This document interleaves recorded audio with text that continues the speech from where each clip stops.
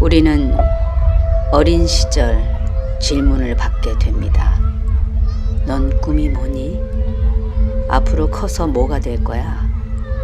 이 질문은 우리로 하여금 꿈에 대한 선택권이 있다고 말하는 것 같아서 우린 자유롭게 꿈에 대해 생각해보는 시간을 갖게 됩니다. 하지만 어느 순간 또 다시 질문을 받게 됩니다. 학과가 뭐가 중요해? 대학 이름이 중요하지. 사람이 돈이 있어야 행복한 거야. 맞습니다. 현실 앞에선 인기 좋은 꿈이 있고 그렇지 않은 꿈이 있습니다. 물론 우리도 잘 압니다. 우리가 선택하려는 꿈이 돈과는 상관없다는 것을 말입니다. 하지만 우리는 더 중요한 것이 있다고 생각합니다. 그래서 우리는 가슴이 원하는 것을 선택하기로 결심했습니다. 그렇습니다. 스스로의 선택에 책임을 다하며 열심히 살아가는 우리는 연극 배우들입니다. 언제 처음으로 배우가 되겠다는 꿈을 가졌어요? 저는 91년 18살 때요. 중학교 때 아주 흔해요. 성당에서 크리스마스 연극을 하다가 중학교 다닐 때 그 학교에서 이제 그 연극 공연을 작업을 하는 경우가 있었는데, 중학교 때 어머니랑 조조 영화를 보러 갔다가 그 영화에서 나오는 여배우의 그 당당한 모습을 보고 고등학교 한 2학년 때? 제가 지금 50대 중반이니까 40대 중반에 시작한 거죠. 그 연극을 하겠다고 딱 결심했을 때 주변 가족들의 반응은 어땠어요? 미쳤냐? 그거에서 벌어먹고 살 수 있겠냐? 그 연극을 하면서 그러면 생계를 위해서 이제 다른 알바를 해본 경험이 있어요? 공장에서도 일했고 뭐 가전제품 배달도 했고 택시기사도 하고 외항선 배도 타러 갔다 오고 멸치 장사도 하고 뭐 노점상 테이프 장사도 하고 웨이터도 하고 이것저것 닥치는 대로 많이 했죠.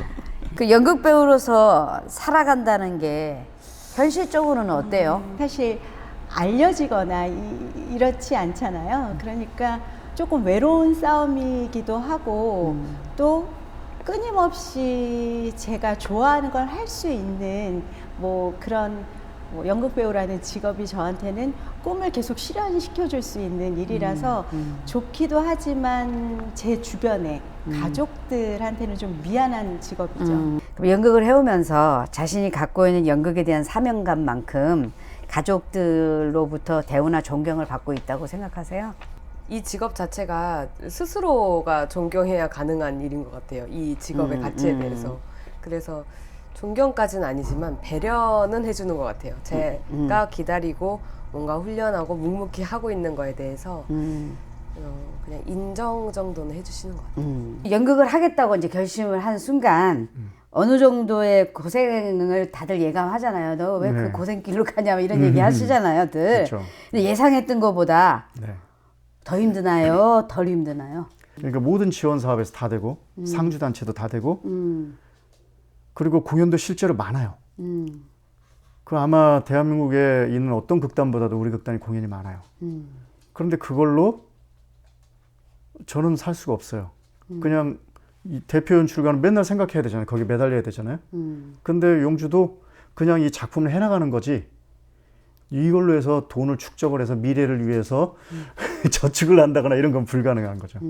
현 연극계에서 가장 잘못된 관행이 있다면 무엇이라고 생각하세요? 배우, 연출, 뭐 모든 스태프, 모든 게 다 포함된 이야기지만 사실은 그러니까 머물러 있다는 거, 고여 있다는 거, 아니면 관성에 의해서 움직인다는 거. 예. 새롭고 더 발전적이고 또 조금 더 진보적이고 긍정적인 생각이 아닌 답습하는 느낌이 전 정말 싫은 것 같아요. 배우로 성공하는 데 있어서 가장 중요하게 작용하는 게 세 가지가 있다면 뭐라고 생각하시며 프로테이지는 어느 정도라고 생각하세요? 초창기 때는 나만 잘하면 열심히 그 배우로서 훈련하고 갈고 닦으면 내가 어느 시골 산 뭐 동굴 속에 들어가 있어도 반드시 빛을 보는 날이 올 것이다라는 약간 어떤 그런 열정 아닌 열정 같은 게 있었다면 지금은 약간 연기 어떤 그런 배우적으로서 완성도는 한 20-30% 그리고 약간 학연이든 지연이든 어떤 그런 거 한 30% 그리고 운 한 40%? 유독 연극계만 불공정한 거는 아니지만 세상에 불공정한 게 많지만 그래도 연극 작업을 하면서 가장 불공정하다고 느꼈던 적이 있었는지 그 일이 뭔지 궁금합니다. 단원들은 하루 종일 뭔가를 하고 극단 일을 신경 쓰지만 그만큼의 공연을 들어가도 외부에서 객원으로 오는 배우가 훨씬 개런티를 많이 받거든요. 그러니까 그런 부분들이 제가 공연할 때도 어린 친구들이 분명히 해온 시간과 경력과 어떤 실력 면에서 차이가 난다고 하더라도 최소한의 기본적인 그 보상은 해줘야 되는데 그렇지 않은 경우가 많아서 당신은 예술가이기 이전에 스스로를 노동자라고 생각하나요? 선뜻 예술은 노동이다 라고 규정을 못 내리겠더라고요. 근데 왜 그럴까 곰곰이 생각을 해봤는데 뭔가 거기에는 제가 아니다라고 말하는 제 자신이 모순이더라고요. 저희 어렸을 때 보면 땀 흘리는 건 신성한 것이다. 그리고 땀 흘리는 건 아름답고 노동은 신성한 것이다. 이런 뭐랄까 학술적인 건 항상 그렇게 배우잖아요. 그런데 이 사회가 노동하면 조금 약간 힘든 일, 그러면서 하대하는 경향이 그러니까 이렇게 뿌리박혀 있는 것 같아요. 그러니까 저도 예술은 노동이 아니다. 예술이 노동을 하고 말할 수 있나 이렇게 계속 고민을 하게 되는데 그냥 다른 시점에서 간단하게 보니까 예술로 내가 먹고 살고 내 아이까지 교육을 시키고 있는데 예술이 노동이 아닐 것은 무엇인가? 그 작품에 따라 다르겠지만 보통 한 작품에 쏟아부는 배우들의 노동력을 돈으로 환산해서 보상한다면 얼마 정도가 적당하다고 생각하세요? 그런 연기 있잖아요. 어떤 그 성격을 정말 새로 구축해야 하고 신체적으로 많은 제약을 만들어서 해야 되는 그런 역할들은 어떻게 보면 텍스트를 분석하고 캐릭터를 분석하는 것 이상으로 내 몸을 훈련하고 뭔가 몸무게를 줄이거나 이런 거를 많이 만들어야 되잖아요. 근데 그 부분에 대해서는 물리적 시간도 더 많이 들고 그래서 조금 더 배려해 줄 필요는 있다고 생각해요. 그러니까 정당한 대가를 많이 받아야 된다고 생각해요. 그리고 그런데 이제 어떻게 보면 배역은 생활화를 해야 되니까 24시간 노동이 되잖아요. 그러면 시급을 요즘에 8,000 얼마라고 하면 하루에 20만 원 넘을 텐데 좋기 야간 수당까지 하면 왜냐면 꿈속에서도 연기 연습을 할 때도 있고 대사를 읊을 때도 있으니까 연극 작업을 하면서 가장 불공정하다고 느꼈던 일이 있다면 한 가지만 꽂아서 하면 뭘까요? 심사하는 사람들이 항상 정해져 있다라는 거예요. 왜 그 사람들은 하나님인가? 왜 영구히 왜 그 사람들만 심사를 하냐는 거죠. 그거는 대단히 문제가 있어요. 그렇기 때문에 오래 해온 사람들, 그냥 저는 이 바닥 사람들이 아니까 편하게 얘기할게요. 뭐 연세대, 서울대, 고대, 극회 이런 사람들이 연극계 들어와가지고 그럼 그 사람들이 심사도 하고 나중에 밑으로도 가고 또 밖으로 받던 사람이 심사를 하고 또 바뀌고 이렇게 하는 거는 설령 그 사람들이 양심이 맡긴다 하더라도 그러면 이번에 검찰개혁 우리가 부르짖는 것도 마찬가지인 거 아니에요? 양심이 맡기는 게 아니잖아요. 시스템을 바꿔야죠. 그렇죠. 예, 그렇죠. 그러니까 저는 이렇게 제안을 해요. 지금까지 있던 분들은 이제 심사위원회에서 이제 아예 배제를 하고 저는 예술인 복지재단에 예술인으로 등록한 연극하는 사람들 있잖아요. 배우로부터 스태프까지 모든 사람들이 1년에 한 번 정도 어떤 심사든지 다 들어가면 그렇잖아요. 요즘 아마추어들도 왜 오디션 프로그램에서 왜 그 한 거 보면 다 맞잖아요. 보면. 그러니까 배우로서 본인만 최선을 다한다면 공정하게 성공할 수 있는 여건과 환경이 조성되어 있다고 생각하나요? 아니요, 본인만 최선을 다해서 되진 않고요. 주변도 바뀌어야 되고, 물론 본인이 먼저 그런 의식적인 게 깨어 있고 개념적인 거나 그리고 또 그런 구조적인 모순에 대해서 관심을 가져야겠죠, 사실은. 그렇다면, 그리고 함께 해 간다면 바뀔 수 있다고 생각합니다. 그 정부 지원을 받기 위해서 지원서를 써본 경험이 있다면 그때 느꼈던 어려움이 뭘까요? 무지죠, 무지. 뭘 어디서부터 손을 내야 될지도 모르겠고 기획을 배워본 적도 없으니까 이제 아름아름 뭐 어떻게 작성을 해야 된다 하는데 이게 서류 작업 같은 걸 해본 적이 없으니까 그게 가장 좀 답답하더라고요. 만약에 어느 날 당신이 그동안 해오던 연극을 그만두겠다고 선언하게 된다면 만약에 그렇게 만든 가장 큰 원인은 무엇일 거라고 생각하세요?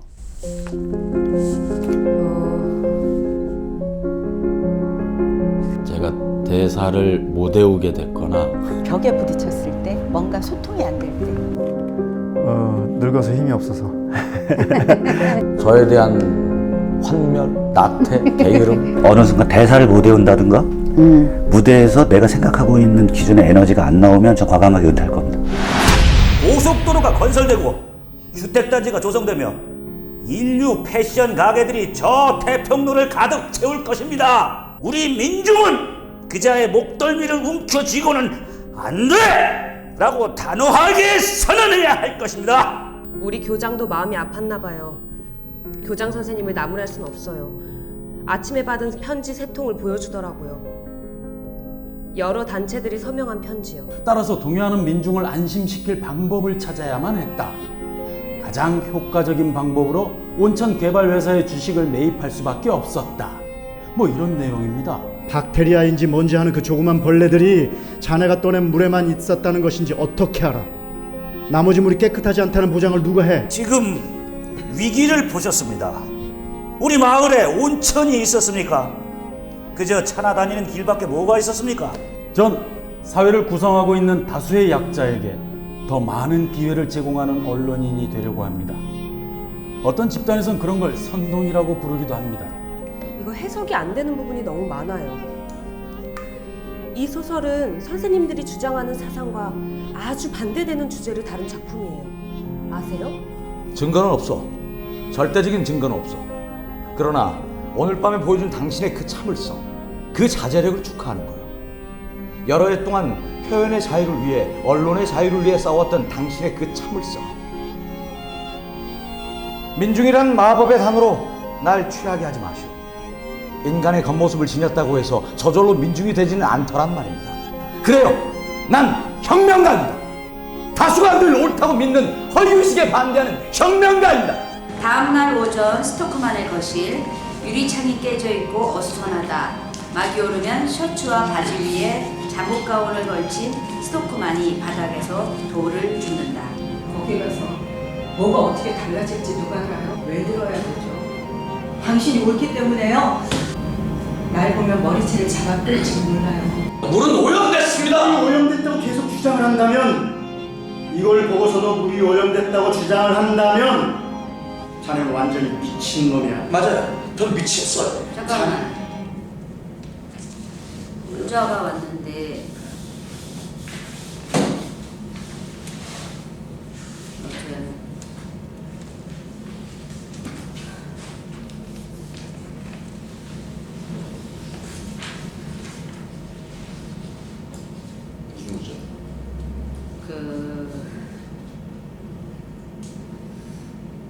어떻게 얘기해야 되냐? 뭔데요? 내가 답장을 하긴 했는데 우리 이 작품 올리는 거 엎어졌다는데. 지금 엎어지면 어떻게 하죠? 아, 진짜요? 네? 자 이거 봐. 와.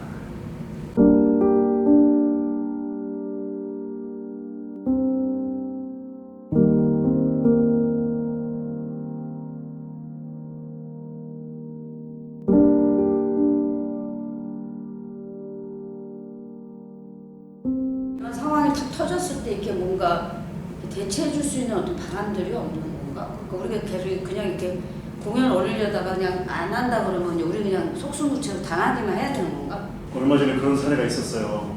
이제 김천에서 왜 오페라 사고로 한 무대에 죽었잖아요. 사실 그 일에 관심을 가지고 우리가 같이 연대하고 뭔가 방법을 찾아내야 된다고 촉구를 했으면 그러면 지금 코로나로 왔을 때 아마 그게 상황이 적용이 됐을 거예요. 근데 그때도 그랬고 지금도 그랬고 아마 우리는 속수무책으로 이제 화내고 항의하고 그리고 누군가는 와서 듣는 척하고 그러다 시간이 또 가겠죠. 그리고 우리는 또 작품 때문에 바빠서 다음 작품 때문에 바빠서 또 까먹고.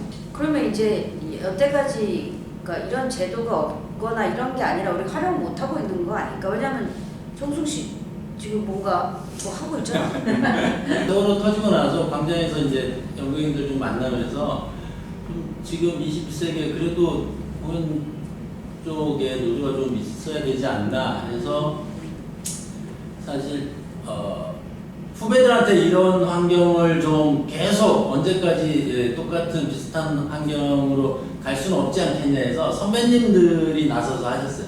계속 해오면서 성과라고 할 수 있는 건 이제 예술인 고용보험 올해 5월에 통과가 안 될 줄 알았는데 급작스럽게 얘네가 전국민 고용보험 가면서 약간의 시험적인 성격으로 통과를 시킨 것 같은데 예술인 고용보험이 먼저 통과됐고 지금 특보를 준비하고 있는 거죠.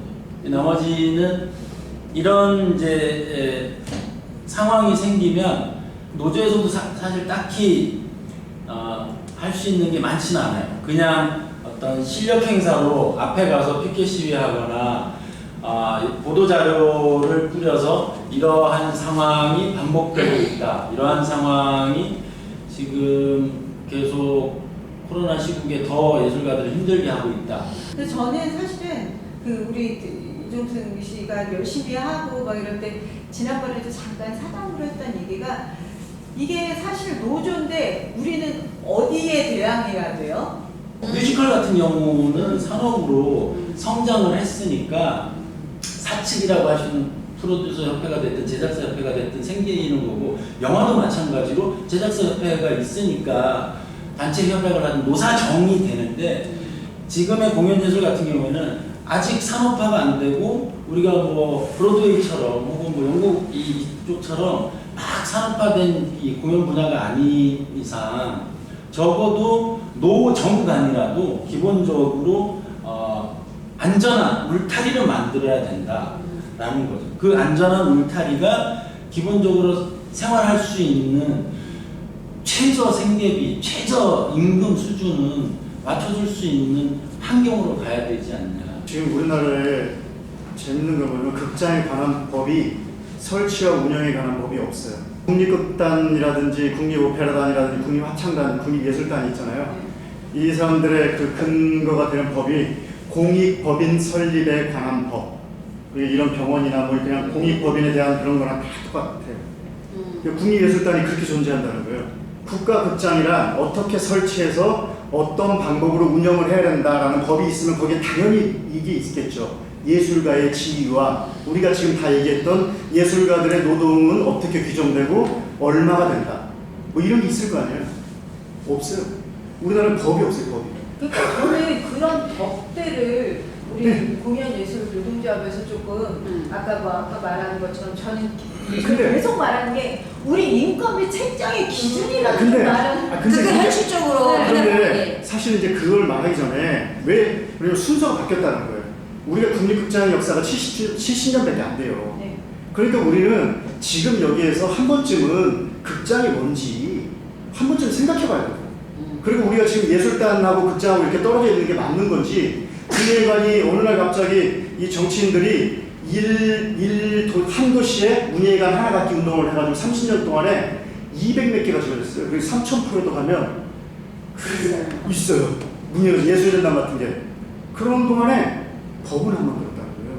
그러니까 그 사실로 먼저 돌아가서 거기 그 자리에서 그 장소가 예술가가 있어야 된다는 거가 있고 그 다음에 거기서 노동이 규정돼야지 그 다음에 거기에서 보장되지 못한 사람들에게 지원도 될 수 있고 지금은 아주 젊은 20대 배우와 5, 60대 선배가 연습을 한다, 뭐 혹은 더 많으신 분들이 한다 치면 선생님들 연습 시간보다는 이 젊은 친구들이 투자하고 연습하는 노력 대비가 더 많다고 보는데, 이 연습 시간에 대한 보상은 없이 통으로 그냥 공연 한 편 하면 젊은 친구들은 야, 뭐 이번에 예산이 없으니까 그냥 10만 원밖에 못 준다, 차이밖에 못 준다, 20만 원밖에 못 준다, 뭐 이런 식이 되고, 연차가 많은 혹은 뭐 이분들은 뭐 선생님 얼마 드려야 될까요?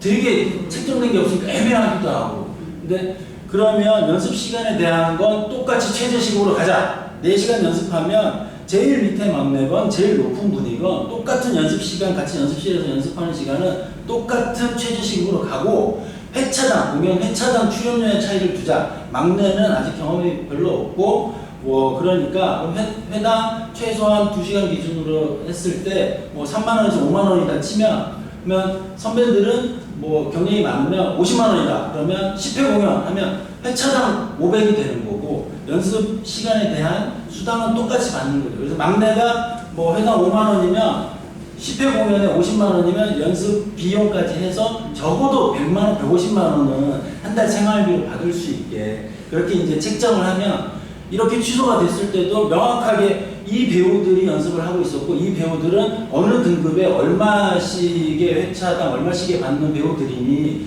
최소한 이 정도의 보상은 해야 된다. 그리고 사전에 취소가 됐으니 그러면 공연에 준하지 않는 뭐 30%든 50%든 계약서에 명시하는 조항을 넣어야겠죠. 그러니까 지금은 그런 것들을 집중적으로 좀 하고 있습니다. 근데 이제 내가 이제 제작자 입장에서 봤을 때 누가 제작할라 그러겠어?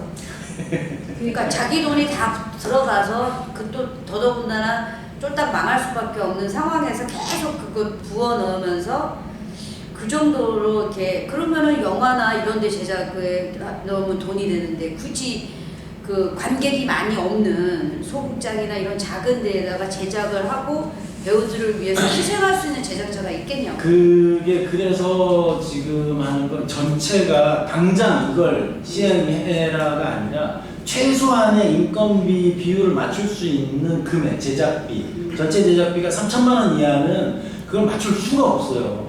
그러니까 그 지원금을 받는 공연에 있어서 적어도 3천만 원 이상들은 이 정도의 비율은 지키고 가자. 그러다 보면 3천만 원도 그러면 못 맞추겠다. 5천만 원은 돼야 된다. 그러면 거기서 또 이제 조율을 하겠죠. 3천만 원이면 그러면 이 비율을 못 맞추면 적어도 전체 제작비에서 40%는 인건비로 무조건 빼고 예산을 짜라. 그 얘기는 뭐냐면 양쪽으로 공정하게 생각하지 않았기 때문에 오는 현상인 것 같은 생각이 드는 거지. 왜냐하면 실제로 이제 봐봐요. 제작하는 사람이 3천만 원을 받았어. 그러면 그 제작하는 사람이 이제 이것도 병폐겠지만 자기네들이 그 전에 빵꾸가 났어. 그러면 이 제작자 입장에서는 이 지원을 받아서 자기도 빚지고 하면서 하고 싶은 사람이 누가 있겠어요. 그러니까 어떻게 그걸 좀 메꾸고 그 다음에 이걸로 좀 해결을 하려고 이러는 게 어떻게 보면 계속 굴러왔단 말이지. 악순환이 되고 있는 건데, 이해는 하지만 그렇게 계속 악순환을 하는 걸 이해한다는 걸로 안 끊고 갈 수는 없는 거죠. 저는 일단 서울에 있는 문화재단 직원들하고 서울예술연당하고 이런 것들을 쭉 보면서 우리가 노동자로서, 예술 노동자로서 우리가 요구할 수 있는 건 뭐냐면 이런 것 같아요. 서울 경기에 있는 모든 기관들과 예술전당을 비롯해서 극장과 문화재단 기관들을 싹 숫자를 비교해놓고 그 숫자만큼 예술가들이 그 사람들 연봉이 보통 5천, 6천이고요. 결혼해서 아이를 낳고 그리고 미래를 계획을 세워요. 그 사람들이 뭘로 먹고 사냐면 예술로 먹고 사는 거예요. 적어도 그 사람들하고 똑같이 대우를 받는 건 모르지만 적어도 지금 문화예술 예산으로 쓰는 거잖아요. 그 사람들도 정부에서 문화예술 예산 쓰는 거고 우리도 문화예술을 받는데 왜 우리는 지원금으로 100만 원, 200만 원. 그러니까 우리가 주인공인데 우리가 의붓자식이야, 데리고 온 자식이야. 그러니까 나는 숫자를 한 번쯤은 우리가 노조라면 적어도 그 사람들의 노조에 지금 기관의 노동자들이 거기에 노동자가 몇 명인데 우리 예술 노동자들은 몇 명이다.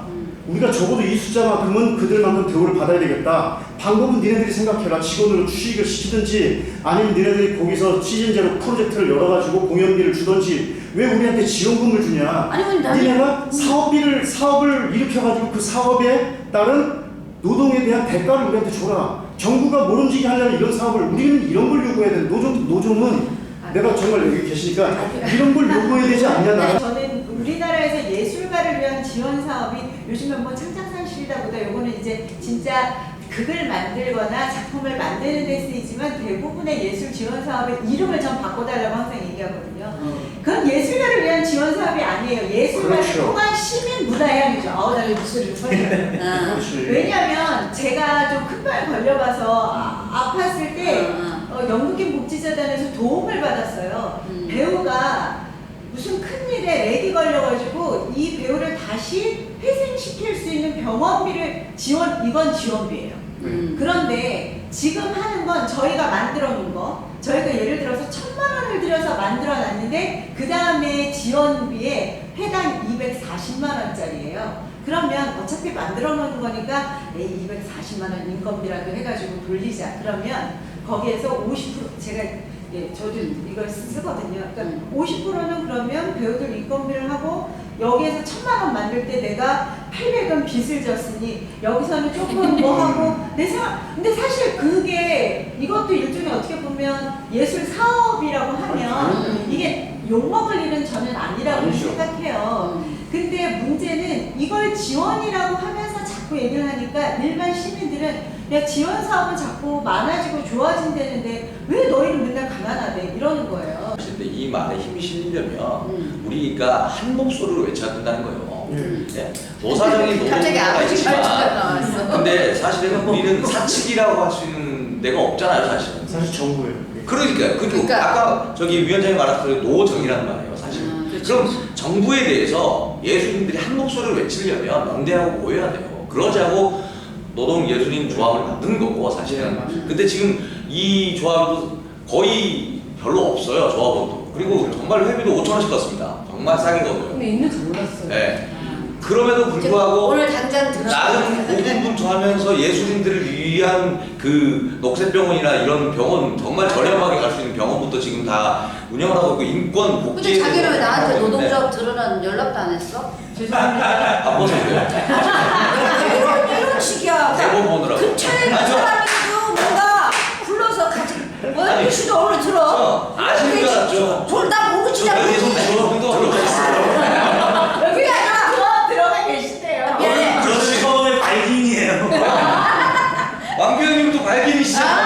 그런데 왜 아무 말 안 하고 있다고 있는 거야? 기본적인 그 모델이나 이런 게 없지. 첫걸음을 가기 때문에 사실은. 그러네. 그렇기 때문에 말 그대로 사측이 명확하다면 보이는 적이 있다면 정확하게 싸울 수가 있는데 그게 없잖아요, 사실. 정부라는 것밖에 없잖아요.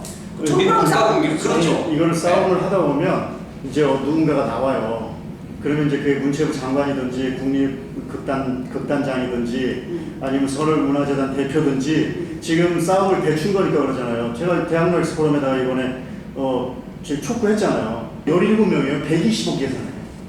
그러니까 17명이 작다라는 거야. 160명이 돼야 된다는 얘기야. 나는 적어도 170명은 할 수 있는 여력이 되고 당연히 그래야 된다고 봐요. 사실 그건 그전부터 있어 왔어요. 시립단원도 있었고 그걸 이제 세집제를 없앤 게 사실 그게 어떤 문제? 알죠. 국립 그때 아까 말씀하셨지만 연극해서 먹고 사는 사람이 있었어요. 예전에 국립극단, 시립극단 평생이었을 때는 그분들 부를 노리고 한 번 들어가면 영구히 죽을 때까지 단원이 될 수 있었으니까 장민호 선생님. 근데 그거 왜 없앴어? 그게 그래서 없어진 거예요. 그래서 없어진 거예요. 고인물이 왜냐면 돼버리고. 일정 특혜 그리고 거기에서 예술이 돈맛을 알아서 발전이 되게 창의적이지 않아요. 그럼 그 사람들이 잘못한 거네. 원래 얘들은 가난하고 원래 얘들은 지들 좋아서 하니까 이걸 감수하고 하는 애들이고 이런 식의 인식부터가 바뀌어야 되는 거고. 지원금의 기준의 책정이 뭔지는 전 잘 모르겠어요. 심사위원이 만약에 근데 7천만 원인데 이게 5명이 출연하든 20명, 30명이 출연하든 지원금이 똑같아요. 맞아. 그러면 다 인원수를 다 줄여. 다 2인금 만들어야지. 2인금 만들어서 제가 이익이 잘 되는 거야. 인건비를 7천만 원이든 뭐 몇십 명이 나오는 건 상관없이 인건비를 예산에서 50%를 쓴다 그러면 그러면 30명 나오는 거는 7천만 원 바꿔서 거기서 50%면 3,500에서 30명이 나눠 가져야 되는데 그럼 또 거기서 급수를 나누면 또 얼마나 나눠요? 그래서 저희가 이제 이번에 보고서를 쓰고 있는데 공정보상인데 인건비에 대한 부분과 그다음에 지원 체계에 대한 건의 제한이죠. 그러니까 지금의 공모 지원 방식은 고무줄 방식인데 정액 공모제, 그러니까 고무줄도 낮은 소액 답건 공모를 좀 더 줄이고 그것은 제한을 둬야 된다고 생각을 해요. 지원 사업 300, 500짜리가 공연으로만 나오면 10명을 쓰든 5명을 쓰든 인건비 자체를 맞출 수가 없거든요. 그러면 그런 소액 답건은 개인이거나 혹은 작품 연구에 대한 지원금으로 하고 작품 제작을 한다라고 하면 적어도 인건비 정도는 나올 수 있게, 그리고 그 팀에서 애초에 계산한 예산안을 가지고 계획대로 쓸 수 있게 3천만 원 10팀 그러면 정액으로 다 주고 거기서 또 1,000만 원씩 빼가지고 뭐 100만 원씩 빼가지고 한 팀 더 주고 이런 식으로 그냥 예산을 깎으면 그 지원한 팀에서는 결국 인건비 삭감으로 가거든요. 공정에 대한 문제는 사실은 특정 단체로 준다 그리고 특정 대표한테 준다는 문제는 무조건 생깁니다. 저는 그렇게 생각해요. 그렇다면 사실은 이런 게 연극인들한테 연출이든 스텝이든 연극인이라고 배우든 연극이라는 사람들한테 1인 체제에 저는 힘이 생겨야 된다고 생각해요.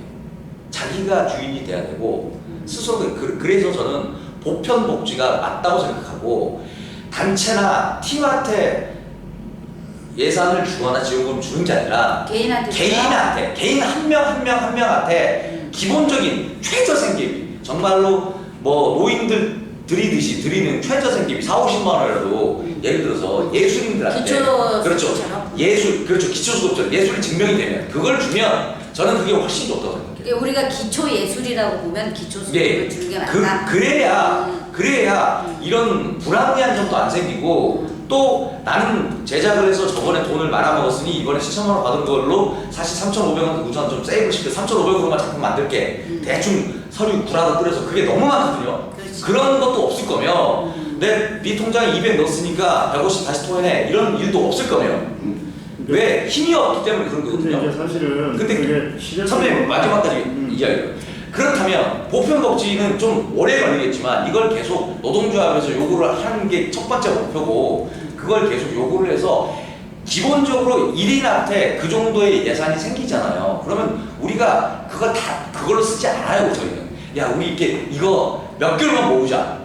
그러면 한 사람이 150이 생기잖아요. 150 5명이 뭐 작품 하나 만들 수 있어요. 충분히. 그렇게 만들어 가면서 예술이라는 게 성장이 되고 지향적이 저는 돼야 된다고 생각해요.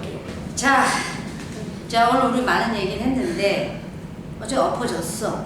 우리 이제 내일부터 이제 뭘 하긴 해야 되는데 단체로 노조 가입을 하든지 이런 상황에 대비하는 법 만들어 봐요. 그러니까 뭐 시스템을 개조를 하든지 우리가 좀 힘을 합쳐서 조금 이렇게 다시 뭔가 아니 엎어졌다 그냥 없는 거예요. 계속 해요. 어떻게? 계속 하세요. 언제 그날을 위해서 그냥 유튜브 그냥 스트리밍으로라도 그냥 가? 그것도 문제지. 시간과 돈이 또 낭비가 되니까. 아니 어쨌든 그럼에도 불구하고 우리가 계속 이렇게 뭔가 고고를 해야 되는데 우리가 이제 연극을 해야 되는 사람들이고 앞으로 연극을 해야 되는데 지금 이제 뭐 노조위원장도 있고 그리고 노조위원회에 들어가 있는 사람도 있고 계속적으로 페북에서 목소리를 내는 박준석 씨도 있는데 사실은 여기서 내가 나이가 제일 많고 되게 올드한 사람인데 노조가 있는지도 몰랐고요. 솔직히 노조가 늙을 노가 아닙니다. 너는 늘 푸른이잖아. 어쨌든 나는 늘 푸른도 못 가고 여기도 못 가고 난 정말 중간에 딱 껴가지고 이런 식으로 하는 그 세대인데요.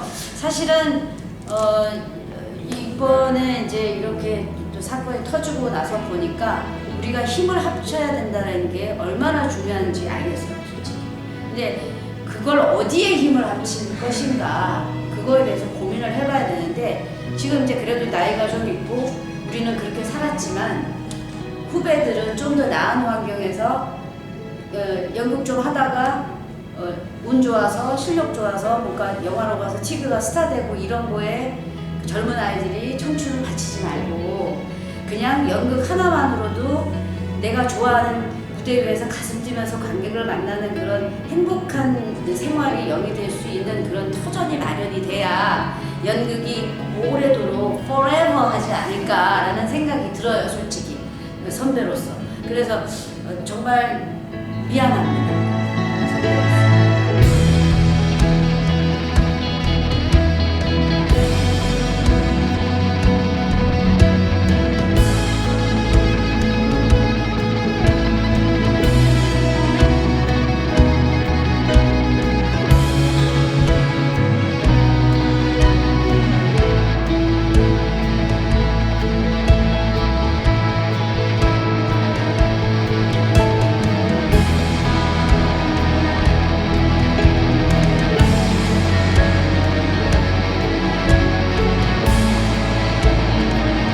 다시 태어나도 연극을 할 건가요? 다시 태어난다면 지금보다 좋은 환경과 좋은 여건이 되어 있겠죠.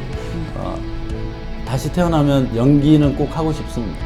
그럼 다시 태어나도 연극 할 건가요? 그럼요. 망설임 없이 다시 태어나도 연극 하고 싶으세요?